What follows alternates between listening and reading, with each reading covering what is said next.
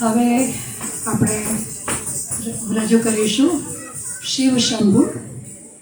શિવ તાંડવ નૃત્ય રજૂ કરશે મારી સિનિયર સ્ટુડન્ટ્સ, જે લોકોએ 3 થી 4 વર્ષની નૃત્યની તાલીમ લીધી છે. એ લોકોનું નૃત્ય શિવ શંભુ.